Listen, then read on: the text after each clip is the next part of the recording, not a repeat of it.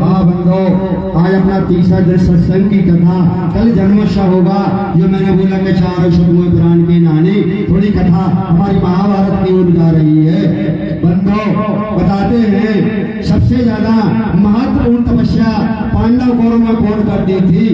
बताते हैं पति व्रत के बराबर कोई धर्म नहीं है। पति व्रत नारी का सबसे बड़ा धर्म है पति व्रत। बताते हैं हमारी जो गांधारी थी, दुर्योधन की मताई थी, वो किसकी पूजा करती थी? किसकी करती थी जानते हो? बताते हमारे भोलेनाथ की पूजा करती थी, शिव जी की। एक दिन विश्वास ने कहा कि पूजा करते करते थे बहुत दिन हो गए, विश्वास क्रोधी थे, कल कभी भोलेनाथ मिले हैं क्या? मुख सब कुछ बोल सकते हैं। एक दिन थाली लेकर के मंदिर में जा रही थी और भोलेनाथ के ध्यान करके जा रही थी गांधारी मंदिर में, परंतु थाली हाथ से गिर चुकी। अगर आफत में आ जाए और लड़का को टेरो, पताई को टेरो, बाप को टेरो और भगवान को टेरोगे तो कौन आएगा? मीरा ने किसको टेरा? मुरली वाली को टेरा। प्रहलाद ने किसको टेरा? और घर वालों को टेरो तो टेर दे हो, घर वाले काम नहीं आएंगे। परंतु बताते हैं जहाँ मैंने कथा का विराम लगा दिया, जब गांधारी की थाली गिरी, गांधारी गिर गई तो उसने कहा हे महादेव। किसको टेरा? हे महादेव। महादेव आए, बोले बेटा मांग लो क्या चाहते? आंखों में पट्टे बंधे थे। बात तो मैंने पहले बता दी कि आंखों से दिखता नहीं था। गांधारी आंखों में पट्टे बांधे रहती थी कि मेरे पति अंधरा तो मैं भी अंधी रहूंगी। अगर मैंने किसी अच्छे पुरुष पर नजर कर ली, स्त्री का पतिव्रत क्या है? ये नहीं है, मैं थोड़ा ज्यादा नहीं बोलना चाहता हूँ कि चाचा हंस रहे, चाचा देख रहे, ये पतिव्रत नहीं है। स्त्री का पतिव्रत है कि केवल अपने पति के ऊपर प्रेम की नजर करे और आंखों से बांधे थी कि जब तक मेरे पति अंधा रहेंगे मैं भी अंधी रहूंगी। तो भोलेनाथ ने कहा बेटा मांग लो क्या चाहती हो? तो गांधारी रह जाती है। तो भोलेनाथ बोले बेटा तेरा पतिव्रत इतना ताकतवर है कि जितना भी आंखों के पट्टे तू खोल देगी, जिस मनुष्य के ऊपर वो वज्र का हो जाए। क्या कहती हमारे महादेव ने गांधारी से कि जितना तेरा पतिव्रत इतना तेज है कि जितना आंखों के पट्टे थोड़ा खोल देगी और जिस मनुष्य के ऊपर नजर पड़ जाएगी वो काय का हो जाएगा? लोहे का माने वज्र का। गांधारी ने सोची अच्छी बात मिल गई, जो अच्छी चीज मिल गई महादेव ने, हमें जरूरत हुई है। हमारा बेटा दुर्योधन बड़े चक्कर में फंसा है, पुत्र से बढ़ के कोई प्रेम नहीं है। जो कहते हैं चाहे लड़का कितना भी गंदा हो, पिता तो कह देता का मर जाए, परंतु बताई कहती बता कौन सी बताई है? मैं तो इतना भी बोलता कथा में अगर डाकू हो लड़का तो बताई भोजन लेके रात में चली जाएगी, बाप नहीं जाएगा। जो कहते कि जन्म जन्म लो माता रोग बंदो, माता वो चीज है। गांधारी आई घर में, वो दुर्योधन चिंता में था, सोच रहा था कि महाभारत होने वाला है, आगे चल के क्या होगा। तो गांधारी बोली बेटा चिंता मत करो। कल बताइए माँ कौन सी ताकत है? कल मेरे पास वो ताकत है कि तेरे लिए मैं वज्र का कर दूंगा, लोहे का, तेरे लिए कोई मारने वाला पैदा नहीं है। आप ध्यान देना। परंतु होने वही जो रामरुच रखा, होने वही जो रामरुच रखा। ऐसी मनचाही नहीं होती है, फिर ऊंचाई होती है। मनचाही सोचत सोचत तो दुनिया चली गई, ये चलेगा जो का झुका होते, परंतु मनमानी वे नहीं कर पाए। जिंदगी के विचार पूरे नहीं हो रहे। विचार यही पूरे हैं कि भगवान की कथा में आ गए और जी निंदा सोची के अपनी दारोवर अच्छी हुई जब जी अब का पता था डेरा रहेगा घर में चलो तो इसका कोई ठिकाना नहीं, समय बलवान होता है। जब गांधारी ने कहा बेटा आज तू मेरे पास बिना कपड़े आ जाना, बिना कपड़े माना नंगा। तो दुर्योधन ने सोची कि हम वज्र के होंगे। ध्यान देना, होने वही जो राम रुच रखा। दुर्योधन रात में नंगा कपड़ा रखे उसने माए और मताई लो जा रहा तो क्या मताई मोरी देख लेते मैं वज्र को हो तो फिर नहीं बरूंगा।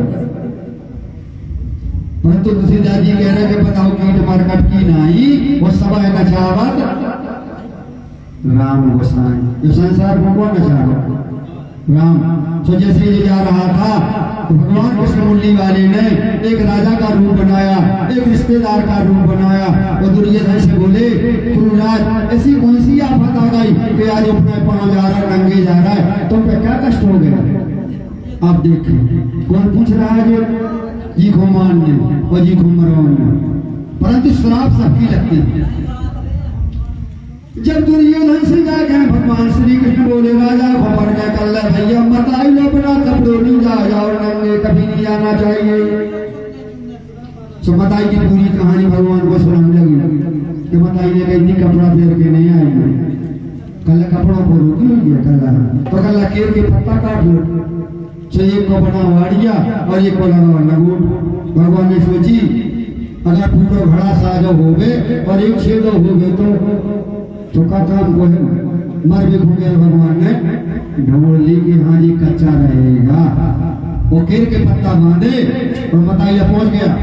इसलो गांधारी लो और गांधारी से बोला मेरे माँ आ गया है। अब गांधारी को तो भाई हती कि शंकर जी ने कही थी कि जी बच्चे नजर फेर दे तो बच्चे का हो जाएगा। अब बताइए जानी जानती को जो केर को पत्ता बांध के कौन ने जो काम कर दो।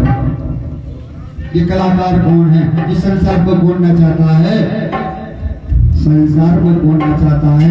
हम तो सब कछु कह रहे परंतु हमारे मन को कछु हो रहा नहीं होगा। जब ऐसे जाकर के दुर्योधन जाके पहुंच गए सो बताई नहीं जो आंखों के पति के पट्टे थे कि जिंदगी में नहीं खोले थे, किसी को उसके ऊपर नजर नहीं करी थी। पति यदि अंधरा गांधारी नहीं थी अंधी, ये उसने पट्टे खोल दिए तो दुर्योधन की काया वज्र की होने लगी। और जहाँ पे केर के पत्ता बंधे थे उते का हुआ उते कच्चो हो। जब गांधारी ने अपने नेत्र खोले कल बेटा तो वज्र के होगा तुम्हें मारने वाला कोई नहीं है। जब केर के पत्तों पर नजर करी कल जा सलाह कौन ने दी थी तुम्हें? जब तो बताओ कल एक रिश्तेदार मिल गए थे अपने, कल बोले सुने रिश्तेदार नहीं है, ये तो ये छलिया का काम है और कोई नहीं कर सकता ये काम। कौन का काम है ये? छलिया का। अब गांधारी जान गई कि मैंने अपना पतवृत्त भी खराब कर दो, मेरा धर्म भी खराब कर दो, धर्म भी खराब कर दिया, परंतु मेरे हाथ में कुछ नहीं बचा और मेरा लड़का भी मर जाना, ये भी काम सही है। अब गांधारी ने रो दिया। इतने के बाद में श्याम सुंदर निकले। भगवान तो जानते थे कि गांधारी को दुख है, तो गांधारी बोली भैया जैसा तो हमारा परिवार मिटा रहा मिलके तो एक दिन तुम्हारा भी परिवार मिटेगा। मेरी श्राप है कृष्ण के लिए, मैं दुआ देती हूँ कि जैसा तुम्हारे मेरे लड़कों के लिए मारने के लिए तुम तैयार हो रहे हो, एक दिन तुम्हारा भी परिवार विनाश होगा। तो गांधारी की श्राप न लगी, योग करके आदमी गिरी लगा केवल भगवान की लगा। मनुष्य की तो ज्यादा लगती, भगवान की कम लगती। कहाँ लगी श्राप? गांधारी द्वारका में लगी है। कहाँ लगी? द्वारका में। ये 16,108 रानी आदि श्याम सुंदर की सभी जानते हैं। और सब रानी की जगह लड़का भाई पैदा कितने भाई? 10-10। मैं भागवत गीत से बोल रहा हूँ 10-10 बलवान ऐसे एक पुत्र पैदा होंगे। परंतु पारणी नगरा पीतवा कथा क्या लग रही? कछुए से बलवान लड़का थे, पारणी पीते थे, मदरा पीते थे, द्वारका में मतवाले थे। तो श्याम सुंदर ने सोचा कि जी द्वारका मिटने का टाइम आ चुका है, ये गांधारी की श्राप आ चुकी है। मैंने धोखा दिया था तो ये धोखा मेरी द्वारका में होने वाला है। तो द्वारका किसके द्वारा मिटी थी? किसके द्वारा मिटी थी? बताते हैं भगवान की लीला से हमारे नारद जी और हमारे दुर्वासा ऋषि द्वारका में आए। नारद और दुर्वासा। दुर्वासा कौन है? जिनका लगा दुर्वासा बने फिर रहा। दुर्वासा में दुर्वासा शंकर। मैं बोल रहा हूँ व्यास ऋषि से दुर्वासा शंकर का अवतार है। दोनों देवता आ गए द्वारका में, हमारे नारद और हमारे दुर्वासा। सोचो में पारणी पिए वाले थे, शराब पिए वाले मत वाले घूम रहे थे। कृष्ण की लड़का सांबर नाम के बड़े बड़े मत वाले लड़का घूम रहे थे पी पाके। सोने रिश्ते लो पहुंच गए नारद जी लो दरवाजा लो सोने का करो कि गुरु जी ऐसी कथा सुनाते थे सही एक लड़का ने पेट में बांधी करैया अधूरिया बेरी और औरत को रूप बनाओ और दरवाजा लो पहुंच गओ कल तो सच्चे बाबा हो तो जा बताओ गई के पेट में क्या है। आप देखिए शंकर जी भाषा में बोले कृष्ण को बड़ा लड़का कल कल तो सही बाबा हो तो जा बताओ गई के पेट में है क्या। सुदरवासा बोले कल योनि के पेट में है वही के द्वारा द्वारका को विनाश हो द्वारका को विनाश हो कल। तो द्वारका के राजा कौन थे? क्या कृष्ण थे क्या? नहीं, जो मथुरा के राजा उग्रसेन वो द्वारका के राजा उग्रसेन गुणातीत थे। कृष्ण कभी गद्दी पर नहीं बैठे उग्रसेन बैठते थे। ये बात उग्रसेन लोग पहुंची कि ये तो बाबा आए हैं उन्हें श्राप दे दिया तो जाकर के वो तो करैया बांधे थे पेट में लोही की वो पेट से धोती पहरे थे। सब मूर्खों ने सोची मूर्ख जो सोचा थे कन्या भी बांस अन्य बजेगी बांसुरी छोड़ पानी पीवार ने कहा करो बकरैया ऐसे समुद्र में भूल हुए कलर पाप ने तो जा कही थी कि के द्वारा द्वारका बेटे छोटा करैया घोटा करैया घोटा तो कैसे द्वारका में परंतु ये सब हो जाए घोरा उतनी रह गई जितनी छिपनी रहती है चमकती हुई तो वही फील निकला जो बाली था। ध्यान देना ये मैं जब कथा संक्षेप में सुनाई इस जमाने में था वो बाली और उस जमाने में बना तो बहलिया और जाके वही निकला समुद्र के तट से तो उसको वो चमकीली करैया घूमते घूमते गिर गई थी। सब ने बांध पर रख ली कहीं किसी मारने के लिए है वो बांध पर रख करके नदिया शिकार खेलने को जाता है। थोड़ा हमारे सत्संग के ऊपर हमारे सूर्यकांत देखा जाए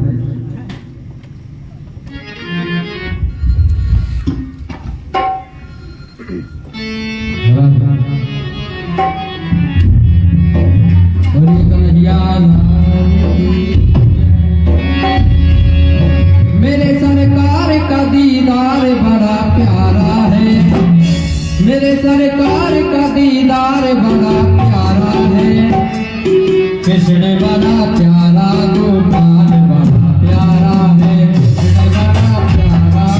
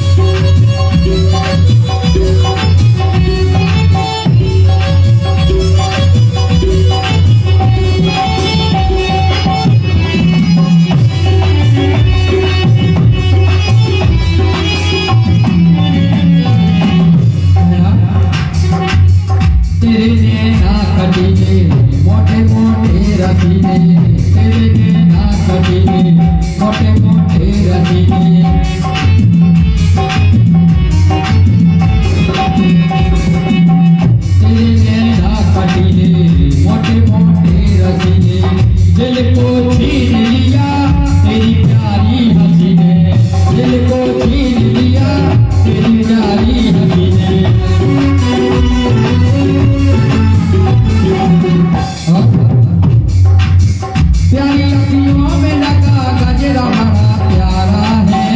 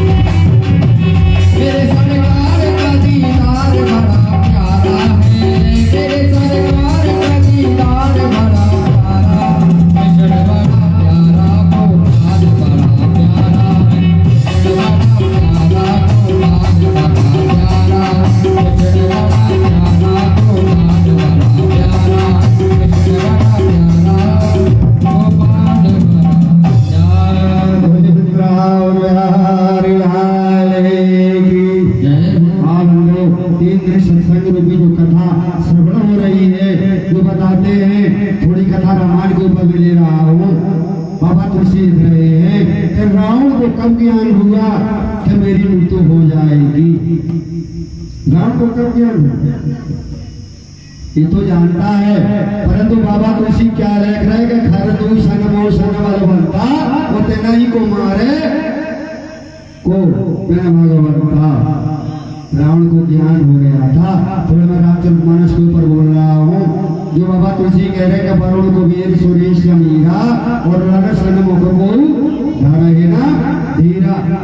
ये बात थोड़ी ऐसी है, मैंने वाल्मीकि की पढ़ी थी और सभी लोग जानते हैं कि रावण के लिए सबसे बड़ी चीज अमूल्य चीज क्या दी थी।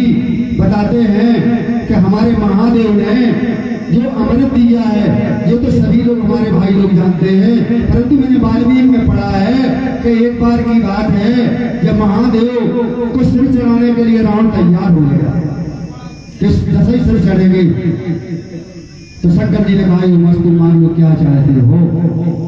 तो रावण खुश हो गया, परंतु रावण ने सोचा कि गुरु जी ने वरदान तो दे दिया है परंतु मुझे गुरु जी का वरदान अपनाना है कि झूठो दे दो कि सांचो दे दो कि लाबरो दे दो।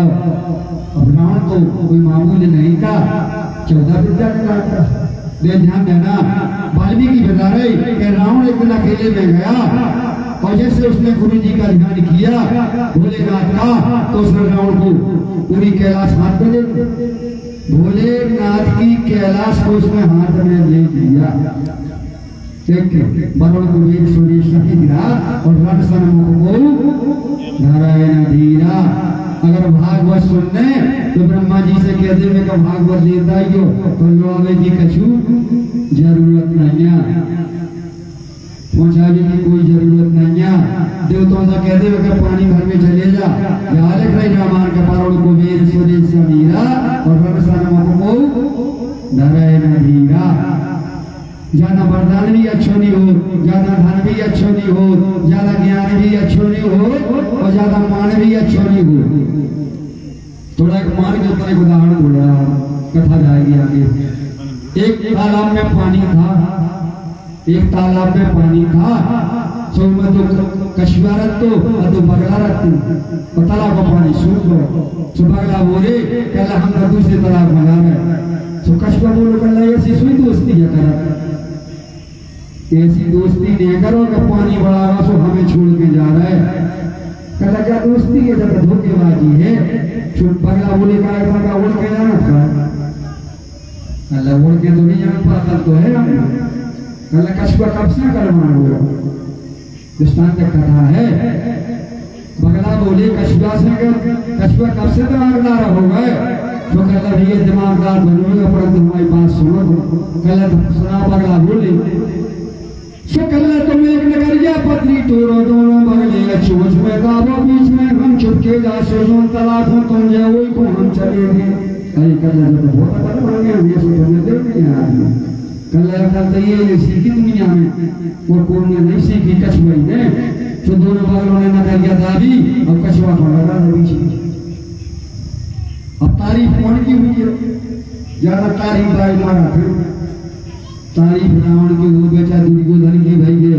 इनकी ज्यादा तारीफ भैंसों को कब जो आप जानते सो जैसे जिन्होंने हो निकले और बगलाऊ कछुआ को ले जा रहा सो बगलों की तारीफ होंगे। बगला बड़े होशियार है।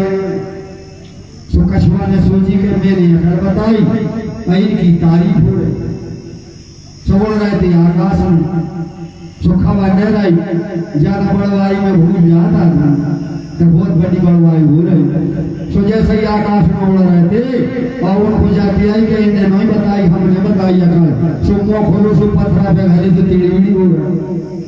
तो ज्यादा खबर ज्यादा सम्मान मान ऐसा होता है। लघुता से प्रभुता मिले और प्रभुता से प्रभु दूर। जीने जो बड़ा सा बांधो है कोई गड़बड़ और जी ने क्षमा को बांधो वो आदमी मिलता है। यहाँ मैं बोल रहा हूँ रावण को अभिमान का बड़ा सा बनने वाला है और कोई बात महाराज ने तो बांधो का बोलने वाला गुरु महाराज ने मांगा। थोड़ी कथा में आगे ये सुना रहा हूँ। जब कैलाश को हाथ में ले लिया और कैलाश मांगने में फेंकने वाला हुआ गंगा जी में राउंड, हमारे महादेव सो रहे थे तो मेरी कैलाश को उठा लिया। ऐसा कौन सा ताकत बार प्यारा हो गया कि मेरी कैलाश ही लगा रहो चेला राम। तो जाकर के महादेव वहीं पड़े थे, उन्होंने त्रिशूल लिया, वहीं से मारा सप्तवेदी बाण की तरह, तो रावण की नाभि में लगा और रावण गिर गया। कथा जी कही बात नहीं, जब रावण गिर गया तो महादेव ने सोची कि मेरे त्रिशूल मारो है, सोचिए थे वो आदमी के मारो है, सोचा कि ये सही है, तो रावण धर्म को मारो। तो उन्होंने सोची जब बामन हत्या हो गई, बामन हत्या और गौ हत्या सबसे खराब, बामन और गौ। अब शंकर जी ने सोची बुरा हो गया, आए तो बामन बंद जो वाल्मीकि का प्रसंग है, ये बात किसी की जानी नहीं थी। अब तो मंदोदरी पूछती थी तो रावण ने भोलेनाथ ने अमृत उसकी नाभि में भर दिया और कह दिया कि ये बात किसी से बताना नहीं, मेरे तेरे बीच की बात है, मेरे तेरे बीच की बात है, और अमृत कुंडी में भर दिया। तो क्या हो गया, रावण जिंदा हो गया, अमृत भर दिया। परंतु ये कह दिया तो महादेव ने किसी से बताना नहीं।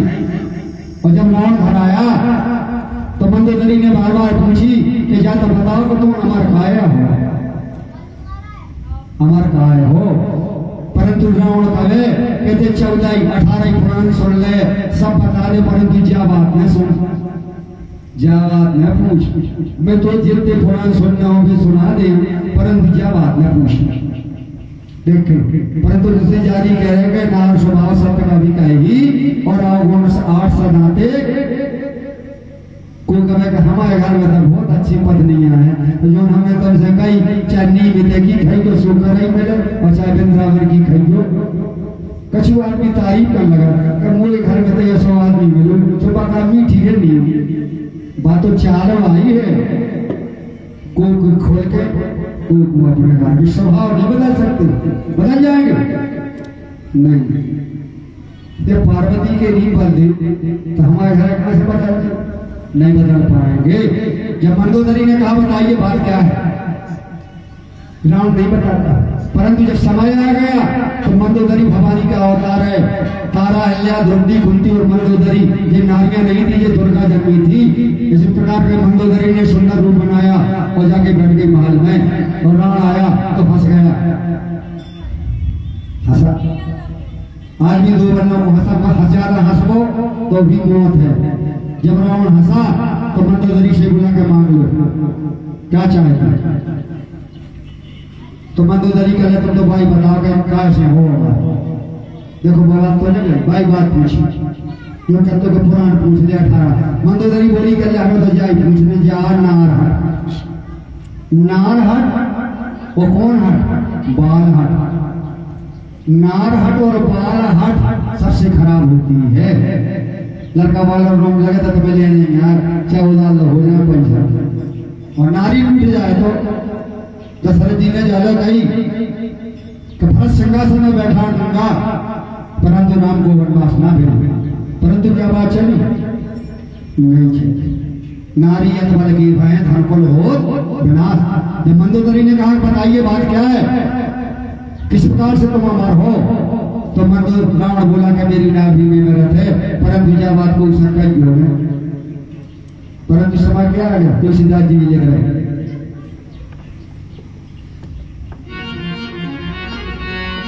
जहां सुमत तहे, जहां सुमत तहे संपत नाना, और जहां कुमत तहे विपत लेना।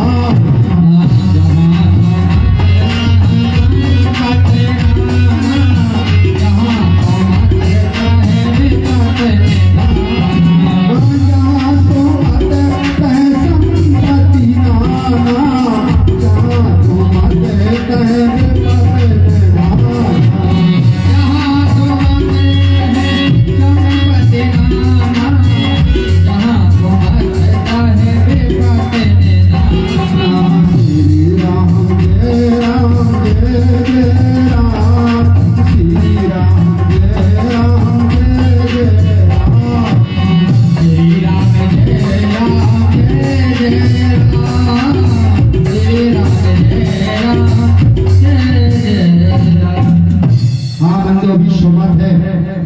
अब भाई रावण के घर में सुमत है, विभीषण रह रहा है, मंदोदरी रह रही, रावण रह रहा है, सब रह रहा है जैसे वंशवर में रहते। और जब कुमत हो जाए, लड़ाई हो जाए, तो महाभारत में पता चलता है कुमत कब बनी। ये तो सभी जानते कुमत कब बनी है रावण की विभीषण की। केवल राम जी की बड़बारी करते थे विभीषण। ज्यादा बड़बारी दुश्मन की करो तो क्या होता है, बल छीन होता है, ताकत कम होती है, भोजन कम खाता है।